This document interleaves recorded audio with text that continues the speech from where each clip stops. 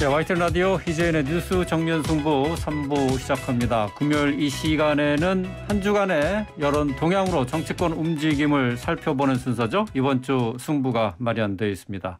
자, 금요일마다 좀 한 주간의 여론 동향 속에서 좀 느긋하게 정치판을 좀 살펴봐야 될 텐데 이번 주 안 그렇습니다. 함께해 주실 두 분의 승부사 소개합니다. 이은영 휴먼앤데이터 소장 나오셨습니다. 안녕하세요. 네, 안녕하세요. 네, 배종찬 인사이드 K 연구소장 방금 도착하셨습니다. 안녕하세요. 안녕하십니까, 배종찬입니다. 예. 오늘 아주 빨갛게 네. 빨갛게 입고 오셨네요. 아주 예쁘게 입고 오셨는데. 그래서 금요일이고 또 우리 프로그램을 위해서 요즘 또 핑크가 대세이기 때문에 핑크 대지. 네. 예, 알겠습니다. 뭐 스스로 이렇게 너무 그렇게 자학하지 마시고요. 예.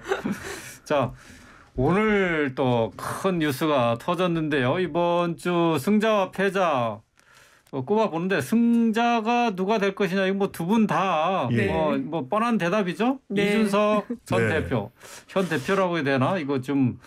뭐 저 호칭을 어떻게 해야 될지도 지금 모르겠어요. 그래서 지금 뭐 방송이나 일반적으로 또 인터넷상에서는 뭐 대표 이야기가 나오고 있고요. 근데 이제 국민의힘에서는 전 대표다. 계속 이렇게 이야기를 하고 있는데 일단 법원의 판결이라는 것이 가처분 신청을 한 것이 바로 효력이 발생하는 것으로 알고 있거든요.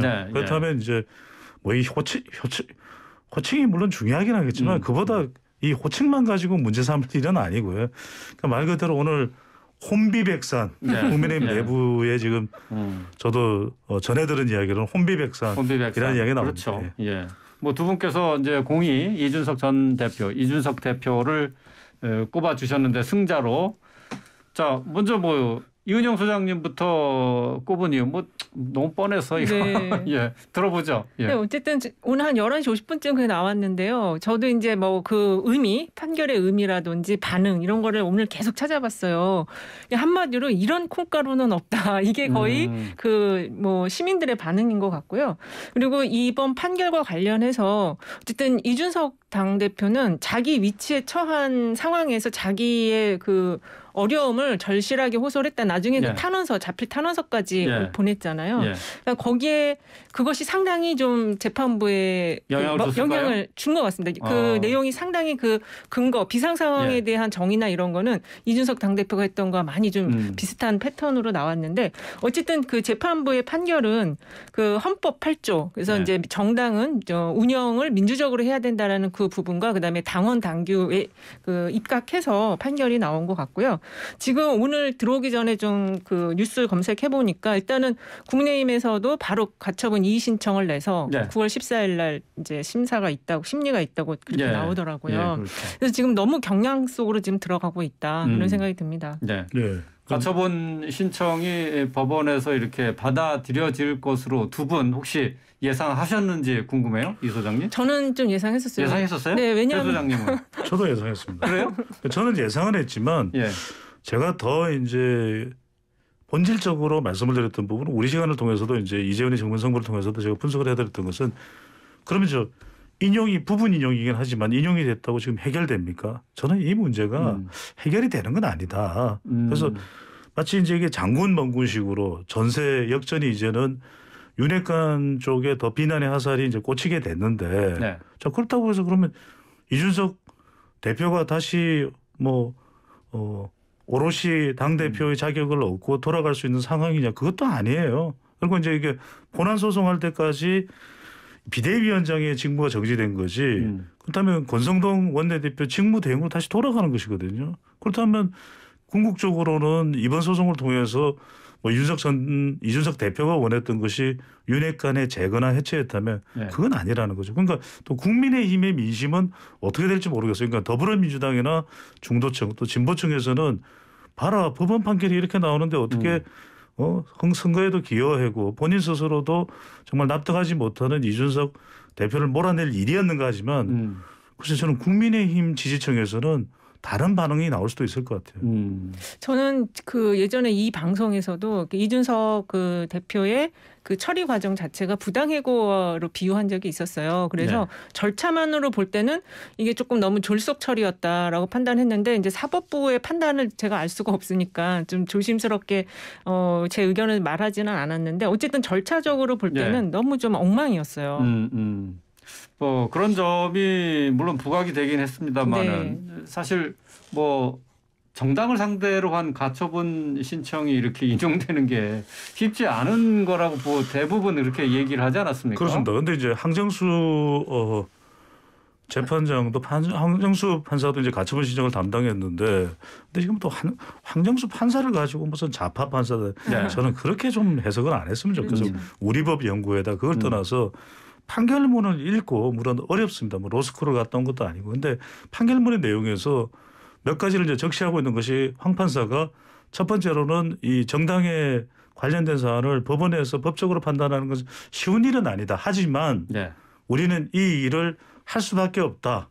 왜냐하면 가처분 소송은 민사소송이거든요. 그러니까 이게 전적으로 정당의 정치적 활동과 관련된 내용이라면 모르겠는데 핵심은 이 내용의 핵심은 오늘 판결문이 16장 정도 되는데 핵심은 마지막 끝에 이제 소결이 나오는데 이게 판사의 판결문의 내용이 정당의 정치적인 활동에 대해서 뭔가 제동을 걸리는 것이 아니라 마지막에 나옵니다. 그리고 이제 부분 인용을 한 이유는 비대위원장은 잘못했다. 왜 그러냐면 비대위원장이 되는 순간 이준석 대표는 정말 속수무책으로 본인의 자리가 날아가 버린 것이거든요.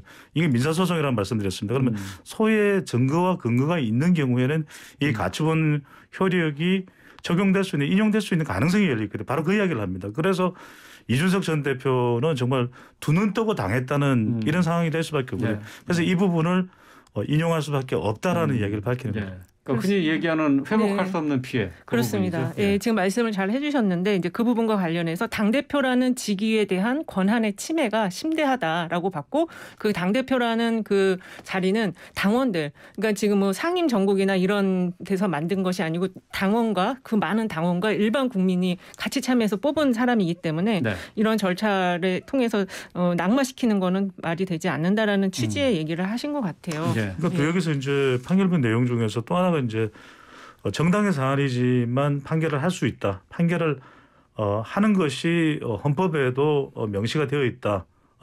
헌법에 따라서도 그렇다라는 얘기고 또 하나는 이제 비상 상황에 대한 인식입니다. 이게 아주 중요한 판결문의 핵심 내용인데 그렇죠. 정말 말 그대로 누구나 보더라도 비상 상황이다. 그것이 당대표의 거리나 또는 더 이상 당대표직을 수행할 수 없는 상태의 상황, 또 지도부가 유지될 수 없는 상황이라면 그건 비상 상황일 수 있다. 그런데 상임전국위원회와 전국위원회가 열려서 이게 비상 상황입니다.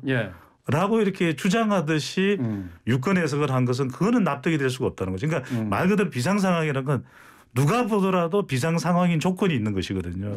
근데 이 부분에 대해서 지금 어떤 이야기가 나오냐면 장해찬 청년재단 이사장의 경우는 상당히 지금 이준석 대표하고 각을 세우고 있는데 당헌 당규에 그러면 비상 상황 조건을 집어넣고 그것을 의결통과시키면은 문제가 없다고 이야기를 하는데 그런 의미의 해석은 아닌 것 같아요. 그러니까 이제 이 재판부에서의 말은 누가 보더라도 이건 좀 비상 상황이라고 해야 비상 상황이 맞는 거예요.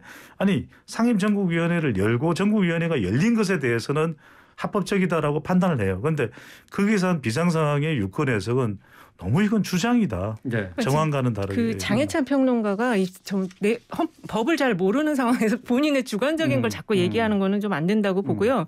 그 판사의 그 부분 지금 우리 배 수장이 말씀하신 그 비상 상황에 대한 부분에 대한 판단이 적시가 된 걸 제가 좀 갖고 왔어요. 일부 최고위원들이 국민의힘 지도체제 전환을 위하여 비상 상황을 만들었는데 이렇게 표현을 하셨거든요. 그래서 이 부분이 이 지금 비상 상황이 아니라는 거에 대한 일부 최고위원들이 만들었다. 그리고 당에는 비상 상황을 정확하게 두 가지 상황으로 규정을 해놨습니다. 당원 당규에는 그 당 대표의 거리 상황과 최고위가 운영이 안 되는 상황. 그렇죠. 그러니까 그 이제 그 국민의힘 안에 이제 그 당원 내용을 그대로 해석해서 이제 판결을 한 거죠. 그렇습니다. 그래서 이제 여기서 핵심은 그런 거죠. 이제 비상 상황이라고 하려면은 사실상 최고위원 자체도 더 이상 지도부에서 운영이 안 될 상황인데 실제 네. 당헌 당규는 어떻게 얘기하냐면 최고위원이 이 거리가 되는 경우에는 채워 넣으면 되거든요. 그런데 주르륵 사퇴를 해서 그냥 이제는 그렇죠. 지도부가 없어졌다 이렇게 네. 이제 설명을 하면서 비상상황을 얘기한 건데 재판부는 만약에 정상적인 당헌 당규에 따른다면 최고위원이 사퇴하면 그 자리만 따로 뽑으면 된다는 의미를 부여한 것이죠. 예. 자, 이제 앞으로가 문제입니다. 네. 지금 비대위 체제는 뭐 인정이 된 거고 또 비대위원도 그냥 그대로 인정이 되는 것으로 지금 국민의힘에서는 해석하고 있어요. 내일 의총을 여는데 앞으로 그러면 권성동 직무대행 체제로 다시 또 가는 겁니까? 그렇게 봐야 되지 않겠습니까? 저는 좀 그렇게 안 보는데요. 그 해석 지금 말씀하신 앵커님이 말씀하신 해석은 유상범 그 의원의 법률지원단장의 해석이고요. 이 해석 자체가 좀 이 판결문 전체 읽어보면 맞지가 않아요. 맞지 않다고요? 네.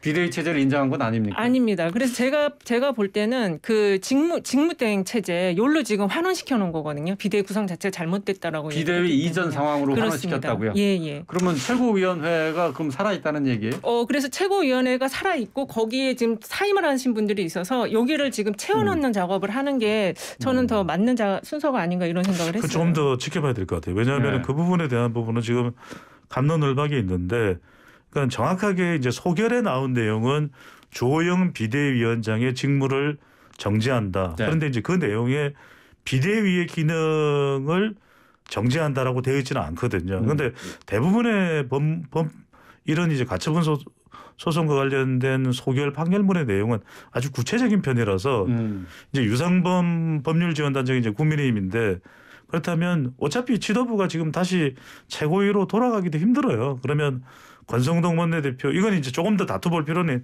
있는데 일단은 이제 주호영 비대위원장이 없는 비대위나 비대위원 구성이나 권성동 원내대표의 직무대행이 될 가능성도 열려는 있는 거죠.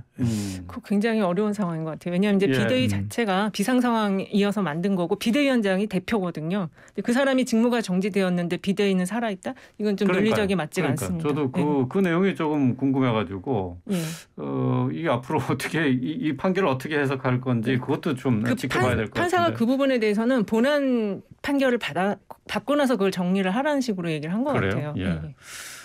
지금 상황에서 이제 가처분 결정이 나오고 난 뒤에 이준석 전 대표의 반응이 좀 궁금했는데 지금 이준석 전 대표는 지금 일체 연락이 안 된다면서요? 네, 그런 이유가 이제 법원의 결정이 나오기 전에 한 언론사와의 방송과의 인터뷰를 통해서 또 그 이전부터 인용된다면 가처분이 받아들여진다면 본인은 이제 자명을 한다는 건데 이 자명은 비대위 효력정지 가처분 신청을 하기 이전에 본인으로 돌아가겠다. 그러니까 이준석 대표가 의미하는 향후의 행보는 첫 번째로는 이제 본인이 하던 그 당원들을 만나고 책을 쓰는 일을 계속할 것이고 그리고 권성동 원내대표가 이제 당원권 정지 6개월 되고 난 직후에 했던 발언이 있어요. 그러니까 6개월 뒤에는 이준석 대표가 돌아올 것이다라고 이야기를 했었거든요. 그러니까 그 수순을 이준석 대표는 생각하고 있는데 여기서 한 가지 우리가 간과하지 말아야 되는 것은 두 가지가 되는데 하나는 이제 경찰 수사 결과입니다. 이 지금 이준석 대표와 관련한 이 수사 결과가 어떤 내용으로 어떻게 발표되느냐는 거고 또 하나는 이제 여론인데 이 여론이 전체 여론하고 국민의힘 지지층의 여론은 조금 동상이몽으로 가고 있어요. 그래서 저는 전체 국민들이 이제 응답한 조사 결과에서는 지금 법원 결정에 대해서 상당히 이제 윤핵관이나 국민의힘을 비판하는 목소리가 높겠지만 국민의힘 지지층에서 그래 법원이 그렇게 했으니까 이준석 대표 어서 돌아와 우리가 반겨야 되지. 과연 이런 여론일지는 모르겠어요. 아닐 가능성도 저는 상당히 높아 보입니다. 어쨌든 그 이준석 당대표가 잠행을 한다라고 하는 거는 자신을 못 찾게 접촉을 못하게 하겠다라는 취지가 좀 담겨 있는 거고 그 속에는 이미 루비콘강은 건넜다. 그리고 그 경찰 부분과 관련한 그 수사 문제는 최근에 그 김성진 아이카이스트 대표가 약간 발언을 좀 바꾼 게 있어요. 근데 그게 전체적으로 이준석 대표에게 조금 유리한 발언이다. 이런 얘기가 있어서 또 지켜봐야 될 것 같습니다. 예, 알겠습니다. 자, 이번 주 승자 이준석 대표에 대한 얘기 해봤습니다. 자, 계속해서 이제 패자 살펴보죠. 이은영 소장님. 예, 저는 건의사랑 팬카페를 갖고 왔는데요. 이게 지금 대통령의 대비 일정이 공개가 건의사랑 팬카페에서 됐다라는 게 이게 사실 오늘 그 재판부 판결 때문에 많이 묻혔는데 이게 너무 좀 심각한 상황이어서요. 네. 이걸 좀 가져왔는데 오늘 어쨌든 대통령께서는 서문시장을 일정을 추진을 하셨더라고요. 네, 그대로 하셨대요. 네, 저는 이게 일정이 공개돼서 그럴 경우에 대부분의 대통령실에서는 일정 자체를 없애버리거든요. 그러게요. 근데 그냥 그대로 진행했고 네. 많은 분들이 나와서 환영을 하셔서 이게 참 이상하다 그런 생각이 들었고 오늘 그 갤럽 조사가 나왔는데 일단은 그 TK 지역 대구 경북 지역 좀 지지율을 살펴봤어요. 예. 근데 지난주 갤럽 조사에서는 28%였는데 오늘 나온 거는 또 39%로 TK 지역이 많이 회복됐네. 네, 그 전주랑에서 왔다 갔다 하더라고요, 여론이. 그래서 이거는 좀 그렇다고 지금 이게 대통령 지지율이 상승했냐 그거는 아닙니다. 예. 오늘 그 갤럽 조사 나온 거는 23일에서 25일 조사된 건데 지난주 대비 1%포인트 오히려 긍정평가가 하락을 한 27%, 네. 부정평가는 64%가 나왔거든요. 예. 네.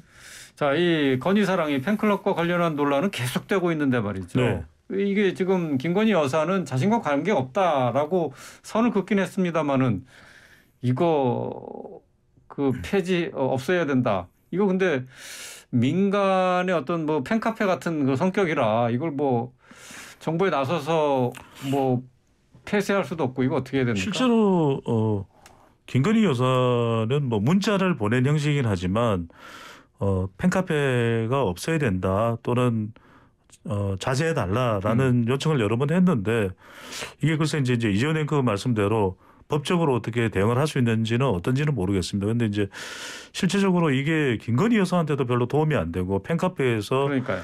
분명하게 해야 될 부분은 그러니까 정보 자체가 비공개 정보가 공개돼서 나간다는 것 자체는 대통령의 보안에도 상당히 치명적인 타격을 줄 수 있는 것이고 또 이제 대통령 지지율에도 이게 별로 좋지는 않습니다. 그런데 지금 저는 이 팬카페에 관여하는 사람들도 그렇고 상당히 정치적으로 이 사안을 대응하고 있거든요. 저는 네. 그렇게 대응할 일은 아니고 뭔가 좀 조치가 사실은 있어야 되는데 그런 게 이제 부속실이나 또는 이제 특별감찰관이나 이런 제도를 통한 것인데 그런 거는 지금 특별감찰관은 그렇고 부속실은 윤석열 대통령이 설치 안 하겠다라는 것이 그러게요. 아주 확고해요. 그래서 네. 이건 설치가 안 될 것 같고 저는 김건희 여사가 이 팬카페를 떠나서 지금 노출되는 것만으로도 워낙 지금 대통령 지지율에 미치는 영향은 부정적이거든요.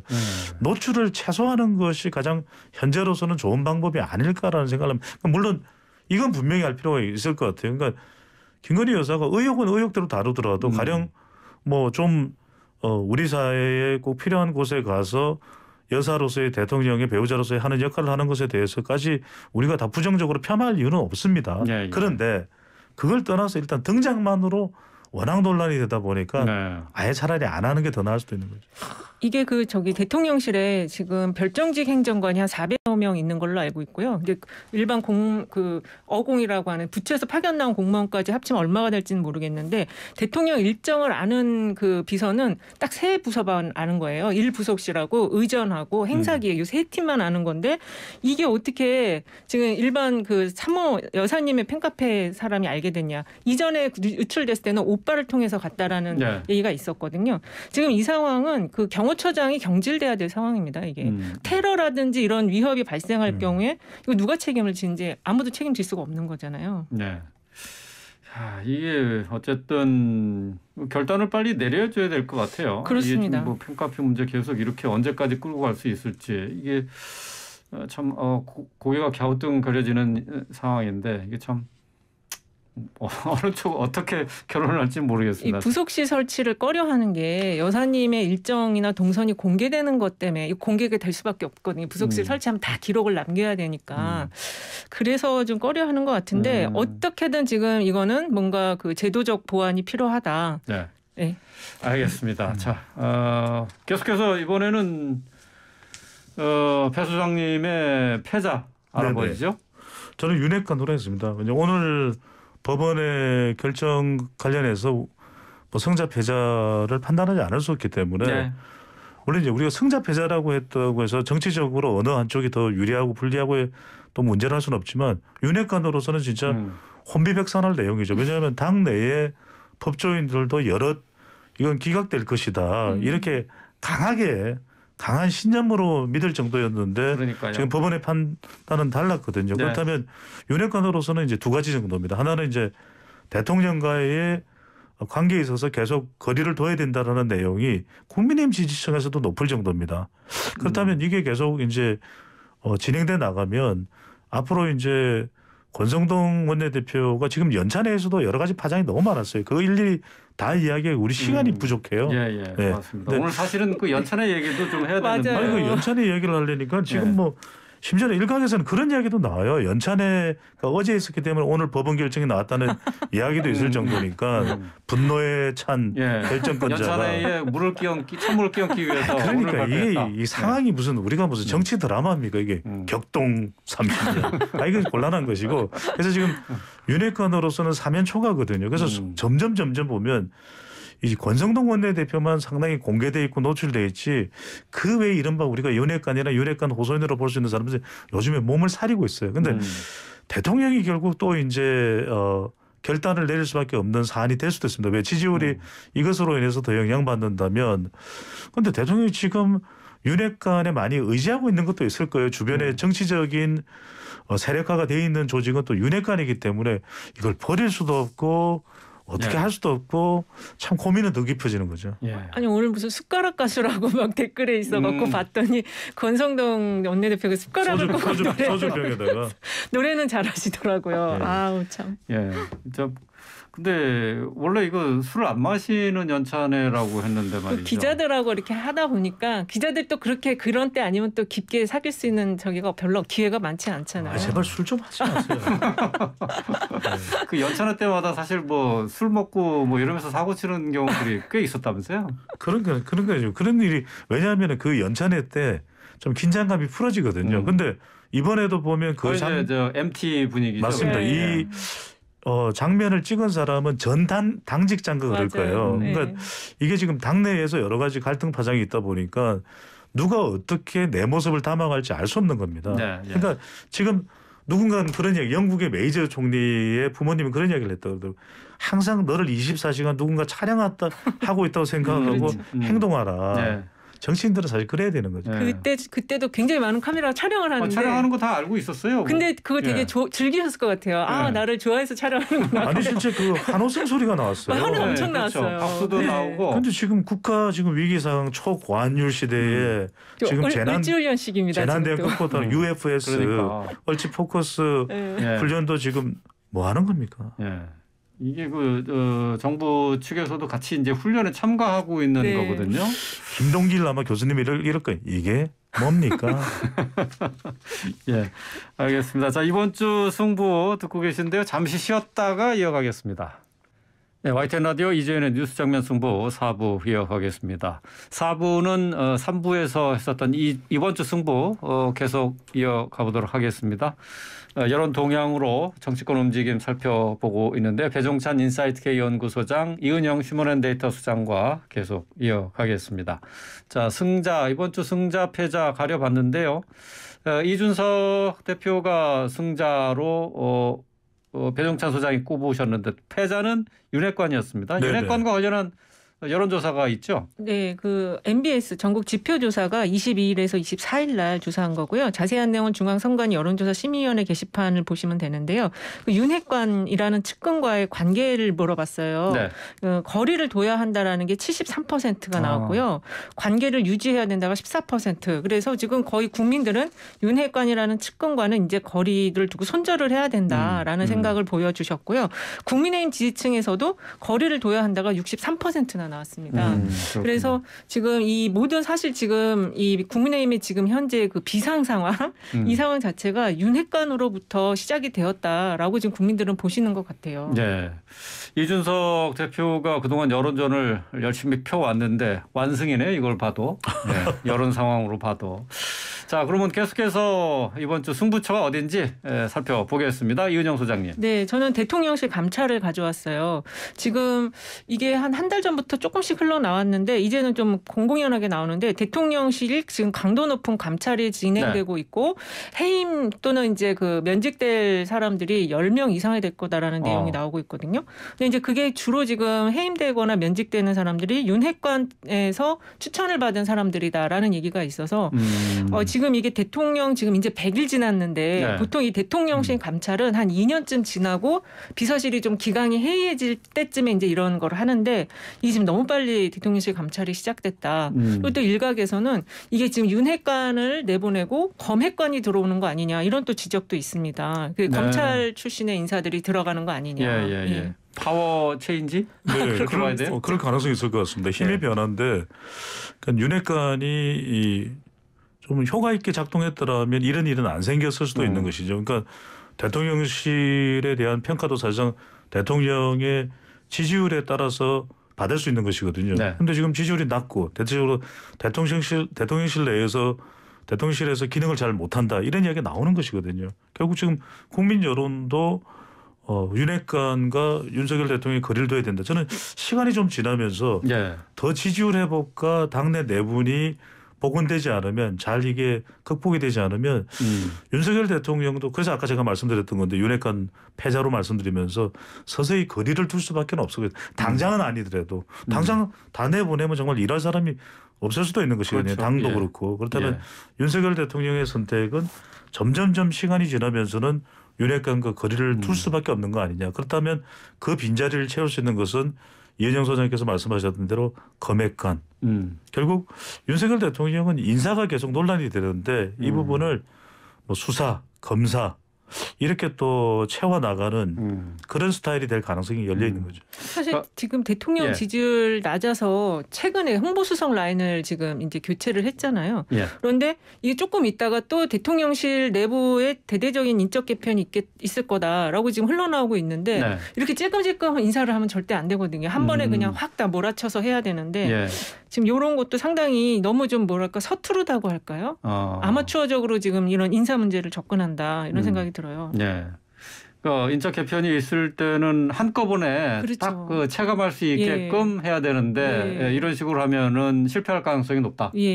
저는 조금 의견은 다른데 당위적으로는 그게 맞을 겁니다. 대대적인 물갈이가. 근데 윤석열 대통령이 국정 운영에서 우리가 지표상으로 더 이게 바람직하다라고 하는 선택을 하냐면 그렇지는 않은 것 같아요. 이제 그 부분에 대해서 우리가 평가는 할 수 있겠지만 결과적으로는 대통령이 받아들이냐 안 받아들이냐. 저는 대통령은 부분적인 변화를 통해서 계속 어떤 개선해야 될 것이 있으면 대응을 하는 방식이 될 거고 그래서 김은혜, 이관섭, 임종덕의 경우에도 대대적인 물갈이는 아니죠. 그런데 흥미로운 것 중에 하나는 물갈이의 전제가 되는 건 감찰이잖아요. 결과적으로는 법과 원칙에 따라서 문제가 없는 사람은 계속 기용, 등용하겠지만 취소하겠지만 이런 문제가 있는 사람은 속아내겠다라는 기준이 있는 분명하게 서 있는 것이죠. 근데 이게 취임 초 지금 3개월이거든요. 100일 지났는데 이런 식으로 이제 내보내면 이 행정관이나 행정요원을 추천했던 라인에서는 이제 불만을 갖게 되는 거예요. 그게 진짜 윤핵관 라인이 맞다면 지금 임기 초에 너무 지금 불만자들 양산하는 거죠. 그 당 내분도 우려할 수 있고 대통령실과 정당 간에 여당 간에 약간 불협화음이 생길 수 있는 소지가 된다 이거죠. 그렇습니다. 이번 주 승부처 살펴봤습니다. 대통령실 감찰 이은영 소장님 꼽아주셨는데 자, 배 소장님은 이번 주 승부처가 어디입니까? 네, 검입니다. 검이 들어갑니다. 오늘 검핵관 이야기를 했는데 검수완박과 검수원복. 검수완박, 검수원복. 저는 이게 역대 우리 정치판에서 가장 치열한 대전을 앞두고 있다.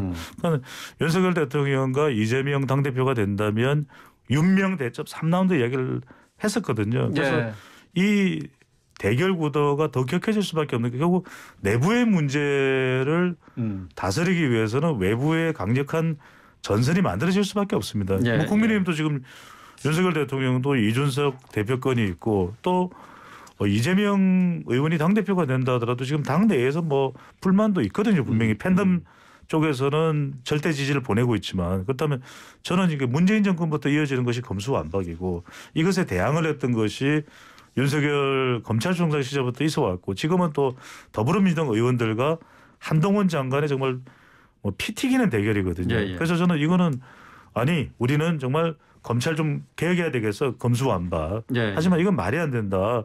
국민들의 민생도 있는데 조직폭력 그리고 또 마약 범죄는 검찰이 해야 되는 거 아니냐 오랫동안 노하우도 있고 예. 이건 계속 맞붙을 수밖에 없어. 저는 앞으로의 국정 운영의 중심도 민생 경제가 더 중요한데 검수완박이냐 예. 검수 원상복구 원복이냐 예.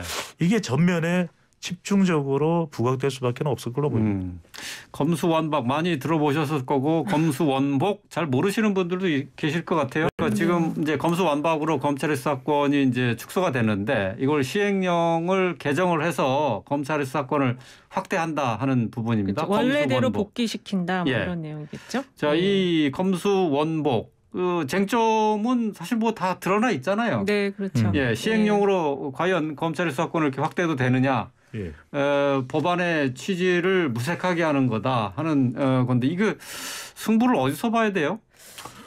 일단은 이제 지금 시행 첫 번째 사건이나 이런 게 이제 걸릴 수 있는지 그리고 아마 민주당에서도 새 지도부가 구성되면 검수완박을 이제 두 번째로 더 완성시키기 위한 중수청 설치 작업이 들어갈 거예요. 이제 예. 그런 거기서 이제 논리 서로 이제 국민의 지지를 얼마나 더 받을 수 있느냐 여기에서 좀 승부가 갈리지 않을까 그런 생각이 들어요.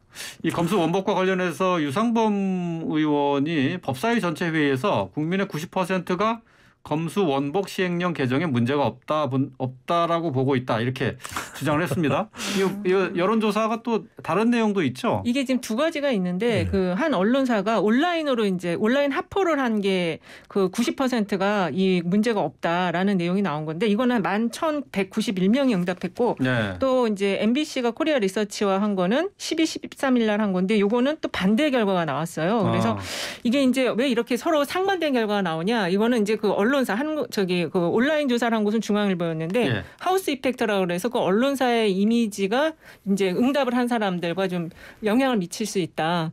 그리고 또 이 질문이 지금 굉장히 좀 두 개가 달라요. 중앙일보 조사는 입법권을 무력화하는 쿠데타라는 보기문항을 넣었고 MBC는 국회의 입법 취지를 무력화하는 것. 이게 약간 한 글자 차이, 입법권과 입법 취지 조금 약간 한두 글자 차이인데 예. 이게 완전히 좀 다른 내용이거든요. 입법권을 무력화한다라고 하면은 사람들이 이건 진짜 안 되는데 이렇게 그쪽으로 예. 쏠릴 수가 있죠. 그렇죠.